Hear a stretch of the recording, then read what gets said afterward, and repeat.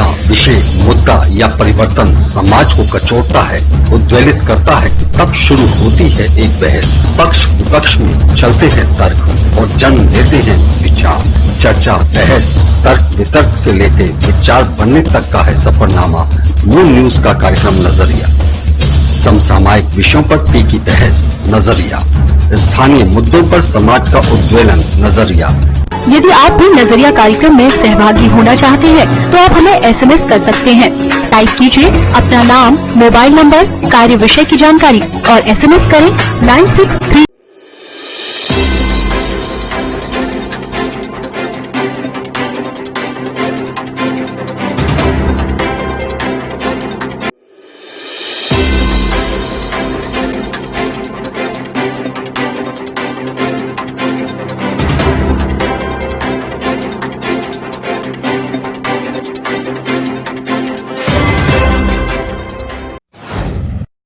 नमस्कार, आप देख रहे हैं मून प्राइम टाइम और मैं हूं आपके साथ आकांक्षा अग्रवाल। खबरों की ओर रुख करने से पहले एक बार नजर डाल लेते हैं हेडलाइंस की ओर।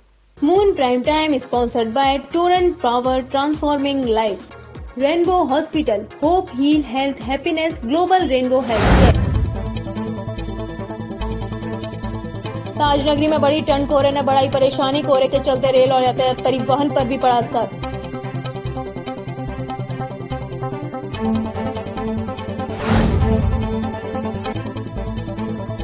जनपद भर की तहसीलों में तहसील समाधान दिवस का कार्यक्रम हुआ संपन्न। आगरा सदर तहसील में एडीएम सिटी डॉक्टर प्रभाकांत अवस्थी ने फरियादियों की समस्याओं को सुन निस्तारण का दिया आश्वासन।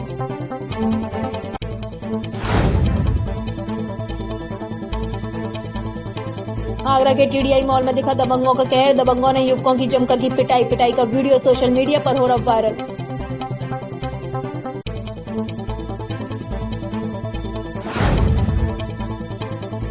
आगरा कॉलेज की 3 कैंडिडेट 26 जनवरी को राजपथ पर करेंगे कदम ताल। विश्व के सबसे बड़े लोकतंत्र के सबसे बड़े महापर्व में शामिल होने पर तीनों कैंडिडेट्स के परिजनों, कॉलेज और ताज नगरी में खुशी की लहर।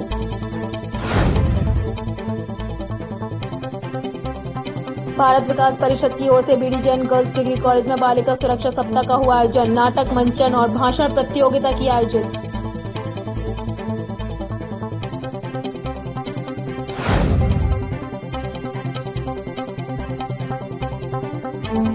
बदला बदला नजर आएगा न्यू आगरा थाना। न्यू आगरा थाने की नई बिल्डिंग का एडीजी अजय आनंद ने फीता काटकर किया उद्घाटन। पुलिस के आला अधिकारी रहे मौजूद।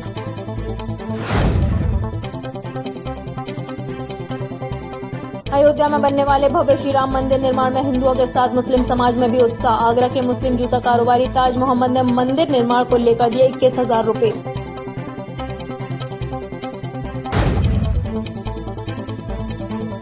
आगरा कलेक्ट्रेट में हिंदू जागरण मंच ने किया प्रदर्शन। वेब सीरीज तांडव को बैन लगाने की उठाई मांग। अपर नगर मजिस्ट्रेट को सौंपा मुख्यमंत्री के नाम ज्ञापन।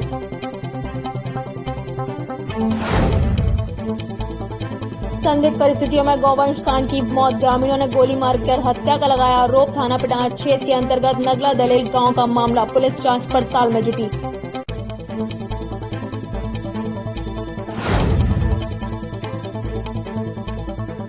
बेटी को बाइक से स्कूल छोड़ने जा रहे प्राचार्य पिता के साथ पुत्री हुई दुर्घटना का शिकार। अज्ञात कार ने बाइक में मारी टक्कर। उपचार के दौरान पिता की मौत। फिरोजाबाद शिकोबाद क्षेत्र का मामला।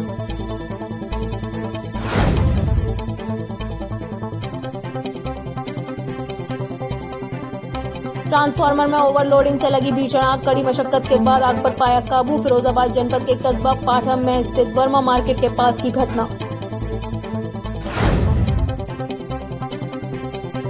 संपूर्ण समाधान दिवस में जिलाधिकारी फिरोजाबाद और वरिष्ठ पुलिस अधीक्षक अजय कुमार पांडे ने फरियादियों की समस्याओं को सुना। कोविड-19 की गाइडलाइन का किया पालन। 74 शिकायतें हुई प्राप्त।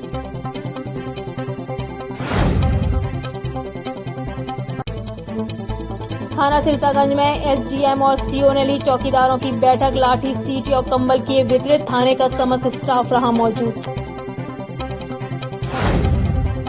ताजनगरी आगरा में कोहरे का कहर देखने को मिल रहा है। मंगलवार को भी कोहरे के आगोश में ताज नगरी समाई हुई थी।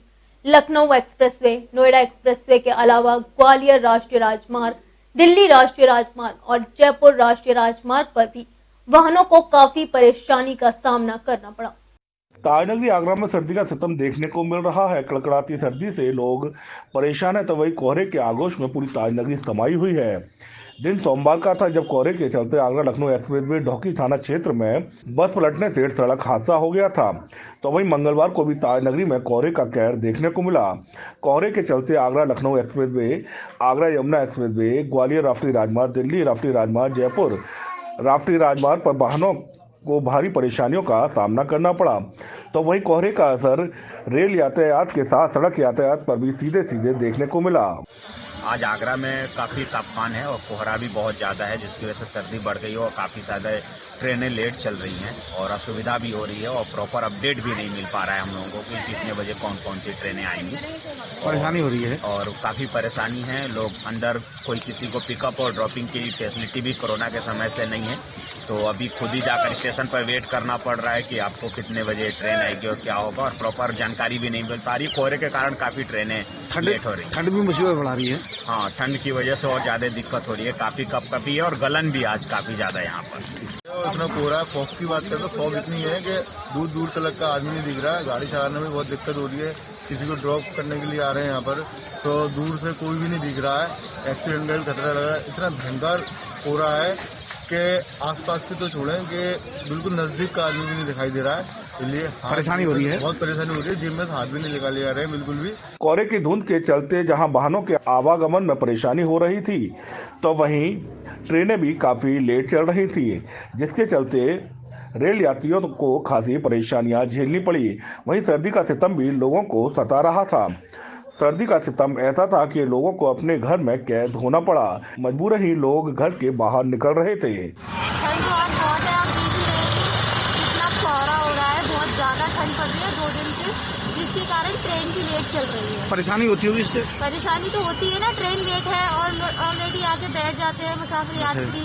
ट्रेन लेट हो रही है, उनका कितना टाइम वेस्ट होता है, किसी को कहीं जाना है उसके लिए। कुछ दिख नहीं रहा है, कुछ भी नहीं दिख रहा है। आसपास का तो बिल्कुल नहीं दिख रहा है, सामने के लोग ही नहीं दिखाई दे रहे, इतना कोहरा है आज। मौसम विभाग के मुताबिक सर्दी का सितम और कोहरे का कहर अभी 1 हफ्ते और रह सकता है।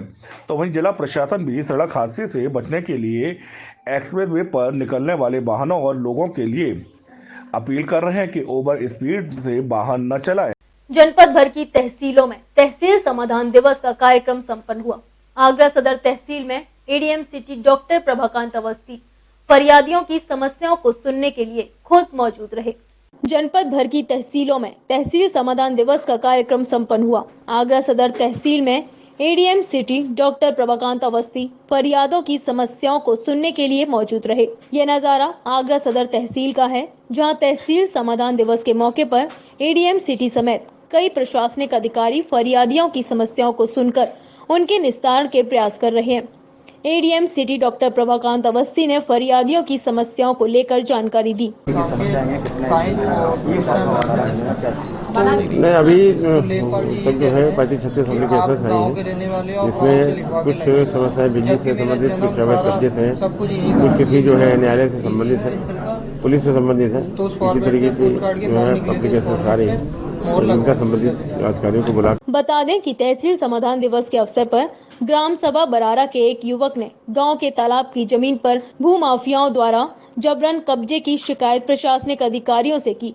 युवक के मुताबिक वह कई बार प्रशासनिक अधिकारियों को अपनी समस्या से अवगत करा चुका है, लेकिन अभी तक भूमाफियाओं के खिलाफ कोई भी कार्रवाई नहीं की गई है। नाम बता दीजिए। अमित कुमार शर्मा। कहाँ के रहने वाले हैं? ग्राम बरारा का निवासी हूँ मैं।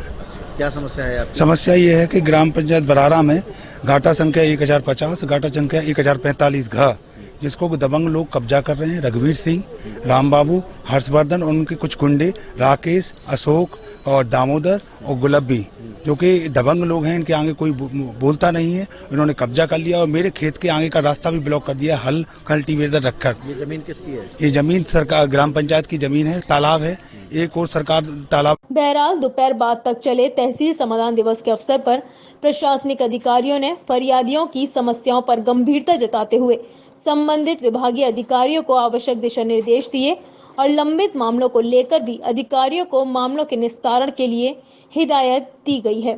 थाना ताजगंज क्षेत्र के टीडीआई मॉल में दबंगों का कहर देखने को मिला। मॉल में दबंगों ने युवकों की जमकर खुलेआम पिटाई कर दी। दबंगों का खौफ इतना था कि जब वे इन युवकों की पिटाई कर रहे थे तो यहाँ मौजूद किसी ने भी इन युवकों को बचाने का प्रयास नहीं किया। इस दौरान दबंग इन युवकों को काफी देर तक मॉल में बेरहमी से पीटते रहे। दबंगों का युवकों को पीटता यह वीडियो सोशल मीडिया पर तेजी से वायरल हो रहा है। थाना ताजन क्षेत्र के टीडीआई मॉल में दबंगों का कहर देखने को मिला। मॉल में दबंगों ने युवकों की जमकर खुलेआम पिटाई कर दी। दबंगों के खौफ इतना था कि जब वे इन युवकों की पिटाई कर रहे थे तो यहाँ मौजूद किसी ने भी इन युवकों को बचाने का साहस नहीं जुटाया। इस दौरान दबंग इन युवकों को काफी देर तक मॉल में बेरहमी से पीटते रहे।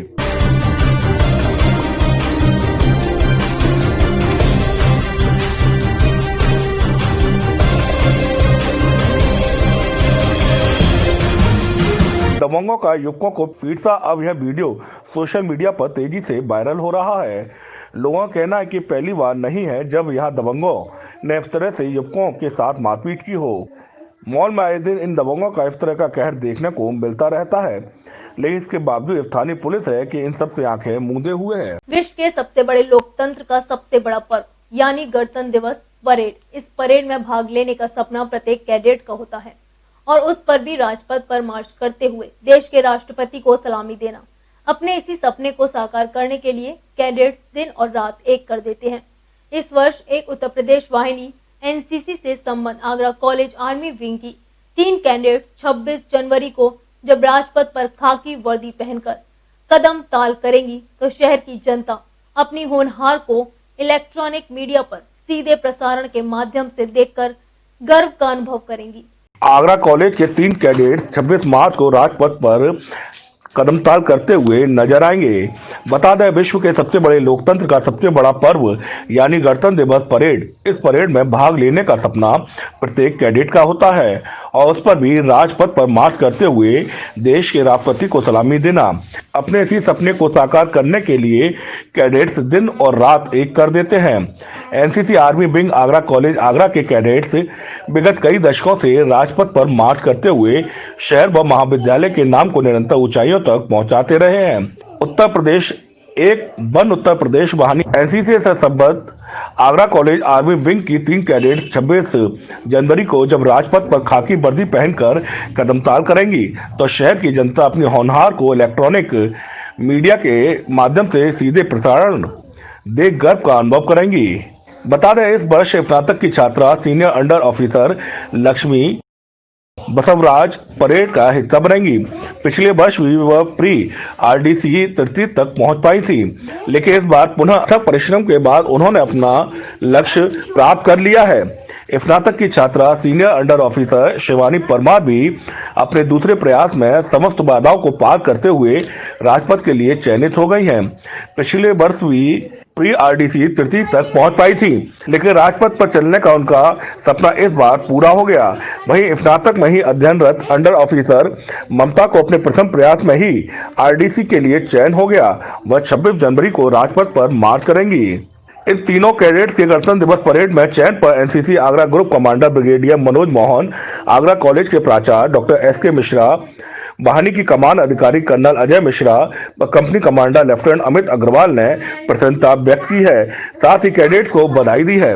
बता दें, गत वर्ष गणतंत्र दिवस परेड 2020 में आगरा कॉलेज के एसईओ आशुतोष कुमार, एसईओ शुभम यादव व एसईओ अमित सिंह का चयन हुआ था। अब आपको ताज नगरी आगरा का न्यू आगरा थाना बदला नजर आएगा। जी हां, पुरानी बिल्डिंग को हटाकर अब न्यू आगरा थाने की नई बिल्डिंग का निर्माण कार्य पूर्ण हो चुका है, जिसका उद्घाटन एडीजी जोन अजय आनंद द्वारा फीता काट कर किया गया। इस मौके पर आईजी, एसएसपी, डीएम और पुलिस प्रशासन के तमाम अधिकारी मौजूद रहे। ताजनगरी आगरा में इन दिनों पुलिस विभाग में चौकी और थाने के निर्माण कार्य बड़े स्तर पर कराए जा रहे हैं। दरअसल शासन की ओर से धनराशि स्वीकृत होने के बाद अब जर्जर बिल्डिंगों को हटाकर नई बिल्डिंगों के निर्माण कार्य का सिलसिला शुरू हो चुका है। इसी कड़ी में मंगलवार को जनपद आगरा के न्यू आगरा थाने की नई बिल्डिंग का निर्माण कार्य पूर्ण हो चुका है, जिसका उद्घाटन आगरा जोन के एडीजी अजय आनंद ने फीता काटकर किया। इस मौके पर एडीजी अजय आनंद के साथ में जिले के पुलिस कप्तान बबलू कुमार, जिलाधिकारी आगरा प्रभु नारायण सिंह, आईजी ए सतीश गढ़े, SP city Agra Rohan P बोतले के अलावा समाज सेवी व पुलिस प्रशासन के अधिकारी मौजूद रहे। उद्घाटन अवसर पर पहुंचे एडीजी जोन अजय आनंद ने बताया कि शासन से धनराशि स्वीकृत होने के बाद ताजनगरी आगरा में थाने और चौकी की जर्जर बिल्डिंगों को सजाने और संवारने का कार्य बड़े स्तर पर किया जा रहा है। दरअसल न्यू आगरा थाने पर बड़ी स्तर पर अतिक्रमण भी था, जहां आने वाले पीड़ितों को काफी परेशानियों का सामना करना पड़ता था। इसके अलावा न्यू आगरा थाने पर आने वाले पीड़ितों को वापस पार्किंग की भी दिक्कत होती थी। यही वजह है कि थाना न्यू आगरा की नई बिल्डिंग का निर्माण कार्य कराने के साथ साथ इन सभी चीजों का भी विशेष ध्यान रखा गया है। ये थाने का जीर्णोद्धार किया गया। पहले ये थाना मात्र 2 कमरों में चल रहा था।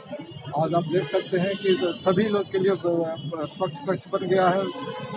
3-4 नए कक्षों का बनाया गया है और इसका उद्घाटन हमारे एडीजी और आईजी साहब की गरिमामय उपस्थिति में हुआ है। साथ में हमारे यहाँ के जिलाधिकारी महोदय श्री प्रभु नारायण सिंह भी हैं, एसएसपी साहब भी हैं।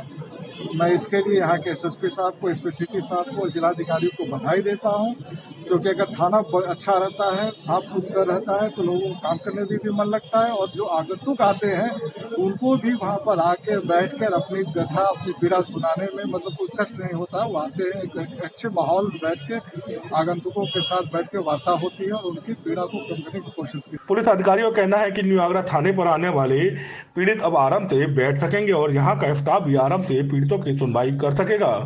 भारत विकास परिषद की ओर से BD Jain girls degree college में बालिका सुरक्षा सप्ताह का आयोजन किया गया। इस दौरान नाटक, मंचन और भाषण प्रतियोगिता का आयोजन किया गया। इसमें संयोजिका आकांक्षा शर्मा, पूनम पाटनी, ममता गुप्ता, प्रशांत अग्रवाल सहित अन्य सदस्य उपस्थित रहे। मैं संस्कार शाखा भारत विकास परिषद की मार्गदर्शिका पूनम पाटनी बोल रही हूँ और आपको बालिका सप्ताह के अंतर्गत जो कार्यक्रम भारत विकास परिषद कर रही है उसके विषय में बताना चाहती हूँ कि बीडी जैन कॉलेज के अंदर अभी एक बहुत ही खूबसूरत स्किट का आयोजन किया गया, जिसके अंदर ये बताया गया कि समाज में बालिकाओं की शिक्षा किस कदर जरूरी है। जब एक पुरुष घर का वही समझता है कि किसी महिला को ही अपने स्त्री को दिखाना है, अपनी वाइफ को, अपनी पत्नी को दिखाना है, तब एक चिकित्सक का जो महत्व बताया जाता है, जब वो अगर वो चिकित्सक शिक्षित ना किए होती उसके माँ बाप ने, तो वो चिकित्सक कैसे बनती। तो इसलिए सभी वो स्किट देख करके सारे वहां सभागार में बैठे हुए समस्त छात्राएं, अतिथिगण और शिक्षिकाएं अभिभूत हो गईं और शिक्षा के महत्व को बालिकाओं के बहुत ही सबने सराहाया। धन्यवाद। भव्य राम मंदिर निर्माण के लिए धन संग्रह की मुहिम चल रही है। पूरे देश में ही राम मंदिर को लेकर लोगों में काफी उत्साह दिखाई दे रहा है। वहीं आगरा में क्या हिंदू क्या मुसलमान, सभी राम मंदिर की धन संग्रह मुहिम में बढ़ चढ़कर हिस्सा ले रहे हैं। आगरा के शाहगंज थाना क्षेत्र के रहने वाले ताज मोहम्मद पेशे से जूता कारोबारी हैं। उन्होंने राम मंदिर निर्माण के लिए 21,000 की धनराशि दी है। भव्य राम मंदिर निर्माण के लिए धन संग्रह की मुहिम चल रही है।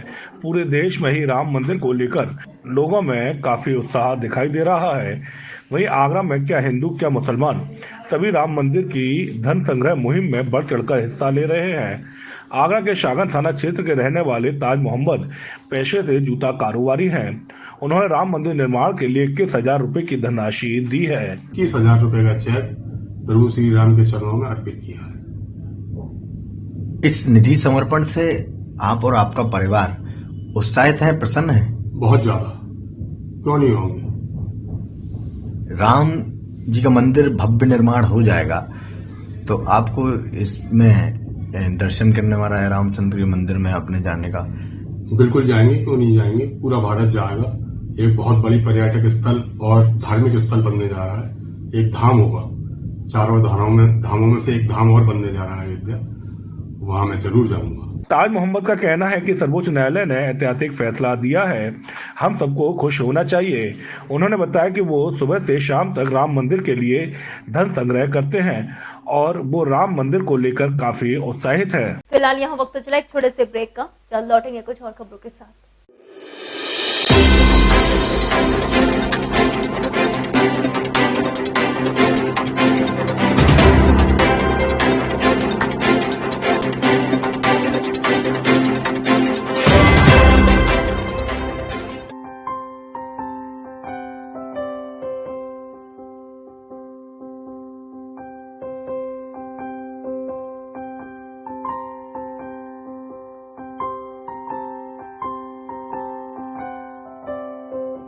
जब भी कोई घटना, विषय, मुद्दा या परिवर्तन समाज को कचोटता है, उद्वेलित करता है, तब शुरू होती है एक बहस। पक्ष विपक्ष में चलते हैं तर्क और जन देते हैं विचार।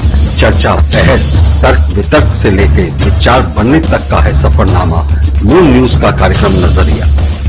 समसामयिक विषयों पर तीखी बहस, नजरिया। स्थानीय मुद्दों पर समाज का उद्वेलन, नजरिया। यदि आप भी नजरिया कार्यक्रम में सहभागी होना चाहते हैं तो आप हमें SMS कर सकते हैं। टाइप कीजिए अपना नाम, मोबाइल नंबर, कार्य विषय की जानकारी और SMS करें 963900। ब्रेक के बाद आप सभी का एक बार फिर स्वागत है। अब रुक करते हैं आगे की खबरों पर। SN मेडिकल कॉलेज के फार्मेसी विभाग की नई इमारत व गेट बनाए जाने पर आसपास के लोगों ने विरोध जताया और रात्रि में ये बन रहे गेट को गिरा दिया। इस पूरे मामले के बाद SN प्रशासन ने यहां की जमीन की राजस्व विभाग की पैमाइश कराई और पूरे मामले से शासन को अवगत कराया। SN मेडिकल कॉलेज के फार्मेसी विभाग की नई इमारत बन रही है और साथ ही यहां एक नया गेट निकाला जा रहा है। मंगलवार सुबह यहां आए विभाग के चिकित्सकों और कर्मचारियों ने देखा कि एक दिन पूर्व किया गया निर्माण और यहां बनाया गया गेट गिरा पड़ा है, जिसके चलते पूरे मामले से SN प्रिंसिपल डॉक्टर संजय काला को अवगत कराया गया। विवाद यह है कि आसपास रहने वाले लोग इस जमीन को अपना बताते हैं, जबकि SN इस जमीन पर अपना दावा कर रहा है। मामले की सत्यता जानने के लिए कॉलेज के प्राचार्य डॉक्टर संजय काला ने तुरंत राजस्व विभाग को सूचित किया, जिसके बाद लेखपालों की टीम ने आकर यहां जमीन की पैमाइश की। पैमाइश में जमीन और इसके आसपास की भी काफी अधिक जमीन SN के हिस्से में आई है, जिस पर अनाधिकृत कब्जा हो रखा है, जिसके बाद कॉलेज प्राचार्य ने इस मामले में जिला प्रशासन से लेकर शासन तक की जानकारी में डाल दिया है। देखिए, ऐसा है कि हमारे यहाँ पे फार्मेसी का जो अपग्रेडेशन हो रहा है, हमारी बिल्डिंग नई बन रही है, तो उसी के दृष्टिगत हमारे द्वारा एक जो लाइब्रेरी से सटे हुए जो हमारी जमीन है उस पर एक दीवार और एक गेट बनाया गया था। तो कल कुछ राजनीतिक तत्वों के द्वारा वो गेट तोड़ दिया गया। मुझे विभागाध्यक्ष फार्माकोलॉजी द्वारा सूचित किया गया कि वो गेट तोड़ दिया गया है और उसकी दीवार भी उसके साथ में टूट गई है। दूसरे पक्षों को कहना है कि वह जमीन हमारी है। देखिए, इस संदर्भ में मैंने लेखपाल महोदय को, चूंकि जब 150 साल पुराना कॉलेज है, तो इस संदर्भ में मैंने लेखपाल महोदय को बुला लिया और मैंने जो SSP सिटी साहब, DM साहब और कमिश्नर साहब सबको सूचित कर दिया।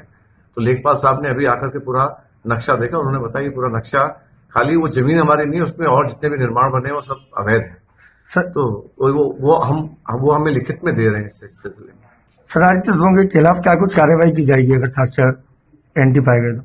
नहीं, देखिए, कार्रवाई शासन को नहीं, मुझे कुछ नहीं करना। नहीं, आप लोग अपनी तरफ से कोई कार्रवाई करवा रहे हैं? नहीं, मैं अपनी तरफ से कोई कार्रवाई नहीं करूँ। मैं शासन को लिख रहा हूँ, जो उचित समझे करें।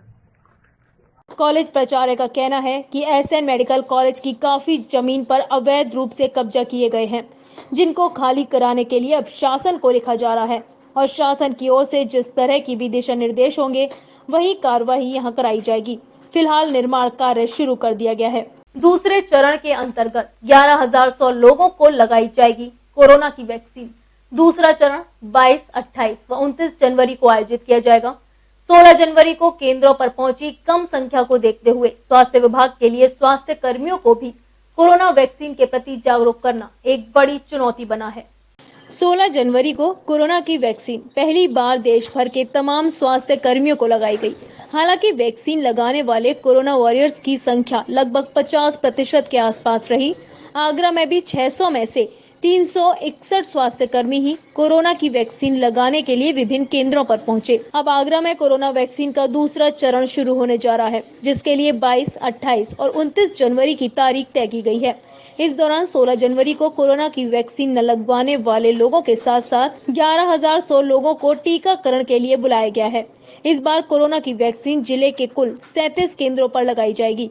प्रत्येक केंद्र पर 100 लोगों के टीकाकरण के लिए बुलाया गया है। इस तरह से प्रत्येक दिन 700 लोगों को कोरोना की वैक्सीन लगेगी और इन 3 दिनों में 11,100 लोगों का टीकाकरण करने का लक्ष्य रखा गया है। वहीं कोरोना वैक्सीन के प्रति लगातार संदेह व शंकाएं अभी भी काफी बना है। फिलहाल वैक्सीन स्वास्थ्य कर्मियों को लगाई जानी है, लेकिन वे अभी भी वैक्सीन को लेकर पूरी तरह से आश्वस्त नहीं है, जिसके चलते विभाग कोरोना वैक्सीन लगा चुके लोगों के अनुभव इन लोगों के बीच साझा कराकर उन्हें वैक्सीन के प्रति जागरूक बना रहा है। एसएन मेडिकल कॉलेज से लेकर जिला अस्पताल के तमाम चिकित्सकों के माध्यम से अन्य स्वास्थ्य कर्मियों की काउंसलिंग कराई जा रही है कि वैक्सीन लगाने के बाद उन्हें ना ही किसी तरह की कोई दिक्कत हुई और ना ही अपना रोजमर्रा का काम करने में कोई परेशानी आई।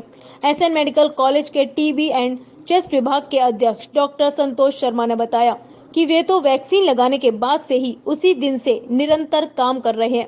फिलहाल जिन लोगों को 16 जनवरी को वैक्सीन लगी है उन्हें वैक्सीन के लिए 15 फरवरी को बुलाया गया है। संदिग्ध परिस्थितियों में गौवंश सांड की मौत होने से ग्रामीणों में आक्रोश फैल गया। गौवंश की गोली मारकर हत्या करने का आरोप लगाया गया है। पूरा मामला थाना पिनाहट क्षेत्र के अंतर्गत नगला दलेल का है। ग्रामीणों का कहना है फसल उजाड़ने को लेकर पहले भी एक गौवंश को मौत के घाट उतारा गया था। संदिग्ध परिस्थितियों में गौवंश सांड की मौत होने से ग्रामीणों में आक्रोश फैल गया। गौवंश की गोली मारकर ग्रामीणों ने हत्या का आरोप लगाया है।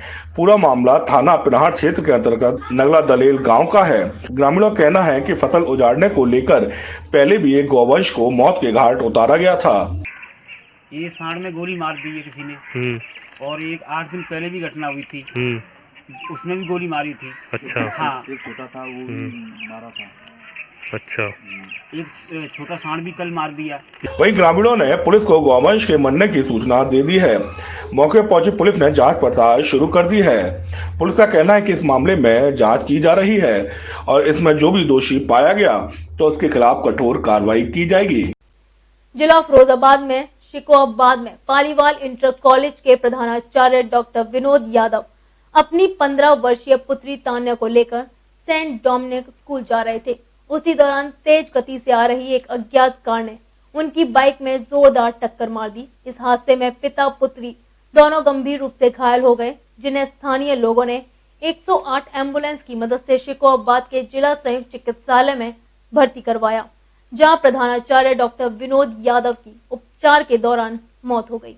फिरोजाबाद जिले में मंगलवार सुबह अपनी बेटी को स्कूल छोड़ने जा रहे बाइक सवार पिता पुत्री सड़क हादसे का शिकार हो गए।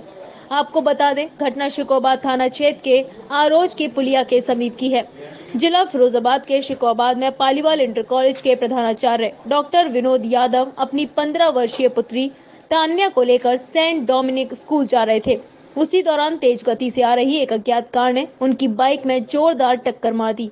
इस हादसे में पिता पुत्री दोनों गंभीर रूप से घायल हो गए, जिन्हें स्थानीय लोगों ने 108 एम्बुलेंस की मदद से शिकोहाबाद के जिला संयुक्त चिकित्सालय में भर्ती करवाया। वो कहीं रोड पर ही एक्सीडेंट हुआ है। अपनी बच्ची को लेकर स्कूल छोड़ने जा रहे थे। रास्ते में किसी वाहन से उनका वो हुआ, टकराव हुआ और वो घायल हो गए। दोनों बाप बेटी आए हैं। पिताजी की हालत थोड़ी खराब थी। उनको हाथ में हम लोगों ने फौरी तौर पर देखा तो फ्रैक्चर पाया। उसके बाद उनका ऑक्सीजन सैचुरेशन भी डाउन हुआ। हमने ऑक्सीजन लगाई और आगे के इलाज के लिए उनको हमने जिला अस्पताल फिरोजाबाद के लिए रेफर किया है। बेटी का इलाज कर रहे हैं। वहीं पालीवाल कॉलेज के प्रधानाचार्य के सड़क हादसे की सूचना मिलते ही पालीवाल कॉलेज का समस्त स्टाफ अस्पताल पहुंच गया। डॉक्टरों ने प्रधानाचार्य विनोद यादव और उनकी बेटी की हालत नाजुक मानते हुए दोनों को अलग अलग 108 एम्बुलेंस से फिरोजाबाद के सरकारी ट्रॉमा सेंटर रेफर कर दिया, जहां उपचार के दौरान विनोद यादव की मौत हो गई। उत्तर प्रदेश के जनपद फिरोजाबाद के सिरसागंज विधानसभा में मंगलवार को तहसील सभागार कक्ष में संपूर्ण समाधान दिवस का आयोजन जिलाधिकारी फिरोजाबाद चंद्र विजय सिंह और वरिष्ठ पुलिस अधीक्षक अजय कुमार पांडे की अध्यक्षता में लगाया गया, जिसमें शहरी और ग्रामीण क्षेत्रों से आए काफी संख्या में फरियादियों को कोविड-19 की गाइडलाइंस का पालन करते हुए प्रत्येक फरियादियों को थर्मल स्क्रीनिंग के साथ हाथों को सैनिटाइजर व सामाजिक दूरी का पालन करते हुए प्रत्येक फरियादियों को उनको 5-5 के उनके शिकायती पत्रों को अधिकारियों द्वारा कुशलता पूर्वक सुना गया। उत्तर प्रदेश के जनपद फिरोजाबाद के सिरसागंज विधानसभा में मंगलवार को तहसील सभागार कक्ष में संपूर्ण समाधान दिवस का आयोजन जिलाधिकारी फिरोजाबाद चंद्र विजय सिंह और वरिष्ठ पुलिस अधीक्षक अजय कुमार पांडे की अध्यक्षता में लगाया गया, जिसमें शहरी और ग्रामीण क्षेत्रों से आए काफी संख्या में फरियादियों को कोविड-19 की गाइडलाइंस का पालन करते हुए प्रत्येक फरियादियों को थर्मल स्क्रीनिंग के साथ हाथों को सैनिटाइजर व सामाजिक दूरी का पालन करते हुए प्रत्येक फरियादियों को 5-5 के उनके शिकायती पत्रों को अधिकारियों द्वारा कुशलता पूर्वक सुना गया।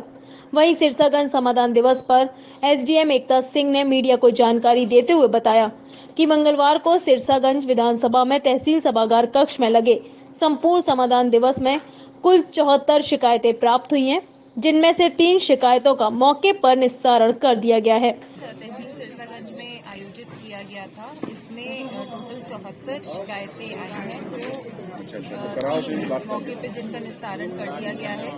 मोस्टली शिकायतें राजस्व विभाग से संबंधित हैं, जैसे अवैध कब्जा या फिर पैमाइश से संबंधित, और भी विभागों से संबंधित शिकायतें हैं, जैसे कि थाने से, बिजली विभाग से, नलकूप विभाग से।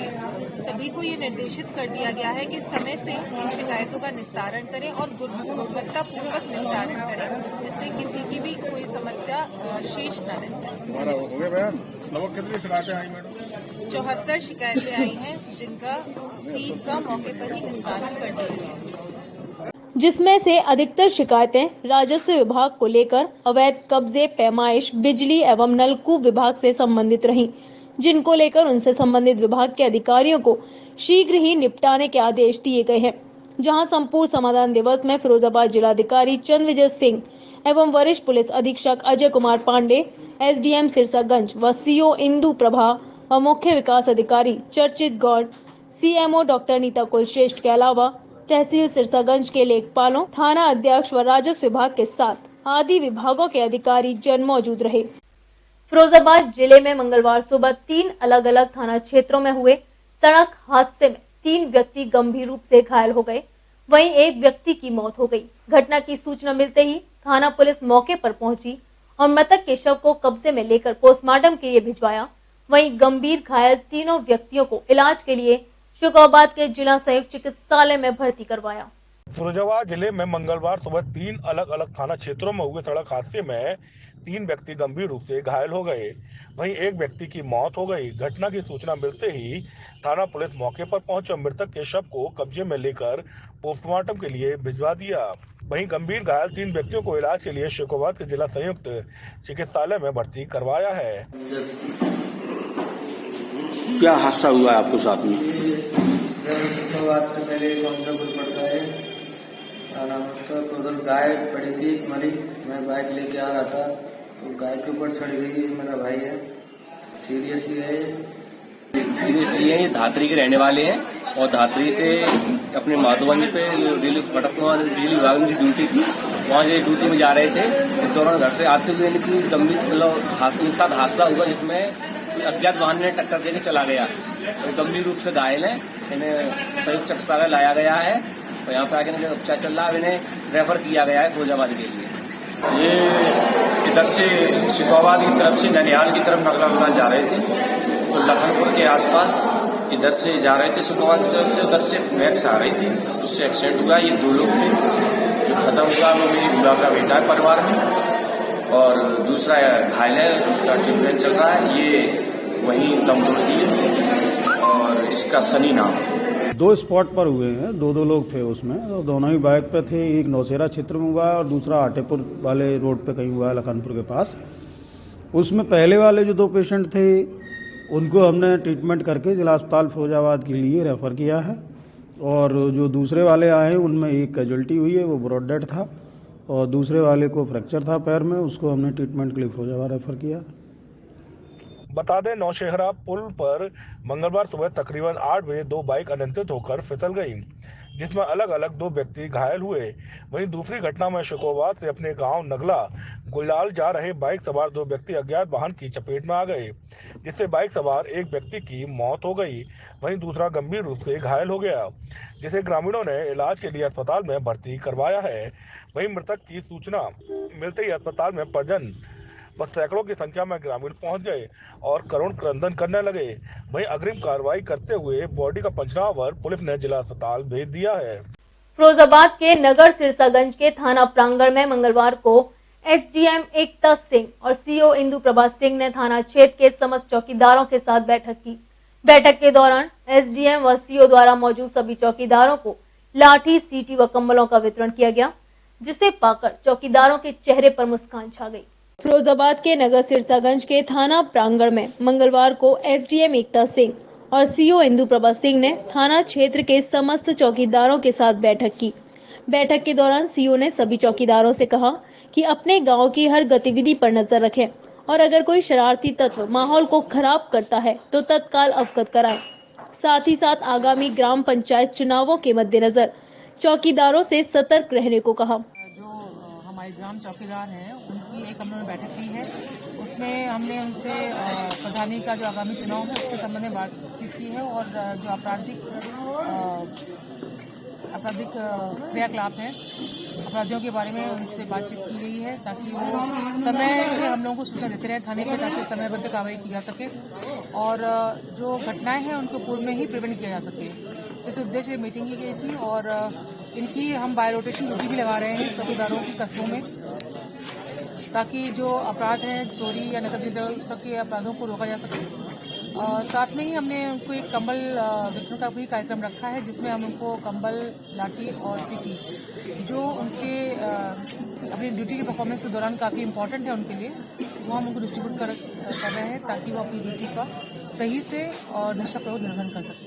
और सीओ साहब ने हमें मीटिंग में ये बताया गया है कि आपके गांव के अंतर्गत किसी भी प्रकार का कोई क्रिमिनल या और कोई अपराधी किस्म का कोई भी व्यक्ति अगर है तो उसकी सूचना तुरंत ही हमको अवगत करा दें। और आगामी पंचायत चुनाव को लेकर आगामी जो पंचायत चुनाव जो आने वाले हैं तो उन पंचायत चुनाव के लिए हम हमेशा सतर्क रहेंगे और हम ग्राम चौकीदारों का ये कर्तव्य है कि हम अपने गांव के अंतर्गत की जो भी गतिविधियां अपराधी किस्म के जो लोग हैं उनकी सूचना आए दिन समय समय पर हम थाना प्रभारी या इंस्पेक्टर महोदय। आज आपको क्या मिला? आज हमको एसडीएम साहब और सीओ साहब के सम्मुख कंबल, एक लाठी और सीटी उन्हें वितरित की है।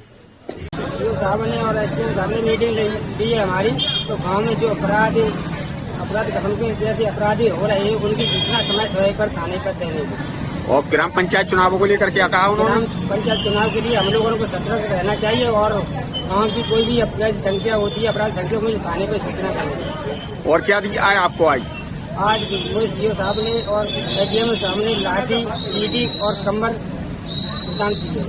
बैठक के दौरान एसडीएम व सीओ द्वारा मौजूद सभी चौकीदारों को लाठी, सीटी व कंबलों का वितरण किया गया जिसे पाकर चौकीदारों के चेहरों पर मुस्कान छा गई। इस अवसर पर थाने का समस्त स्टाफ मौजूद रहा। इस बुलेटिन में फिलहाल इतना ही। अगले बुलेटिन में फिर होगी आपसे मुलाकात, तब तक के लिए बने रहिए हमारे साथ।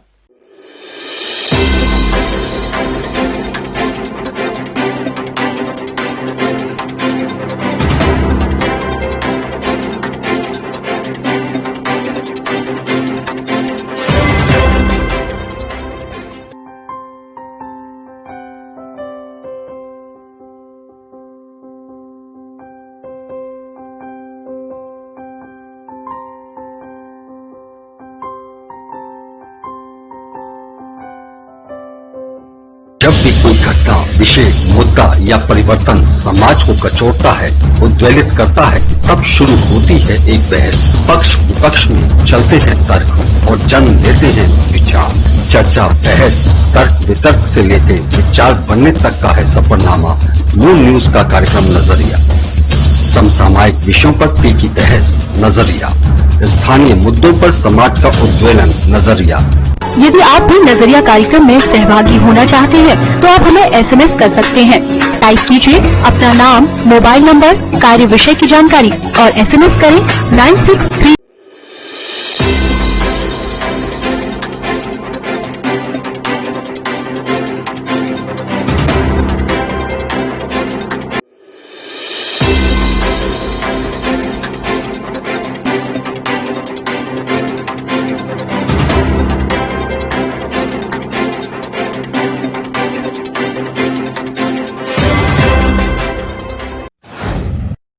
नमस्कार, आप देख रहे हैं मून प्राइम टाइम और मैं हूं आपके साथ आकांक्षा अग्रवाल। खबरों की ओर रुख करने से पहले एक बार नजर डाल लेते हैं हेडलाइंस की ओर। Moon prime time sponsored by Torrent Power transforming life, Rainbow Hospital, hope heal health happiness, Global Rainbow Health. Tajnagari में बड़ी ठंड, कोहरे ने बढ़ाई परेशानी। कोहरे के चलते रेल और यातायात परिवहन पर भी पड़ा असर।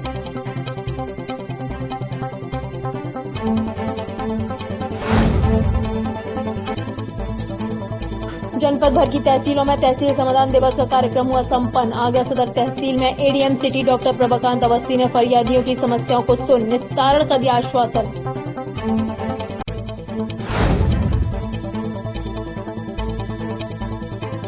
आगरा के टीडीआई मॉल में दिखा दबंगों का कहर। दबंगों ने युवकों की जमकर की पिटाई का वीडियो सोशल मीडिया पर हो रहा वायरल।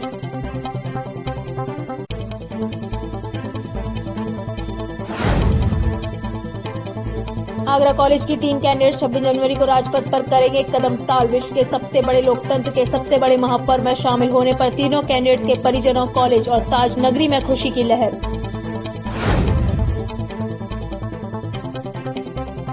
भारत विकास परिषद की ओर से BD Jain girls degree college में बालिका सुरक्षा सप्ताह का हुआ आयोजन। नाटक, मंचन और भाषण प्रतियोगिता की आयोजित।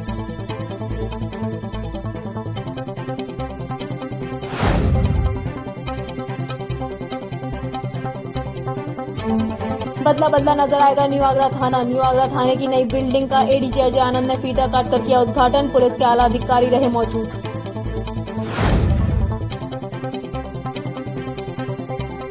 अयोध्या में बनने वाले भव्य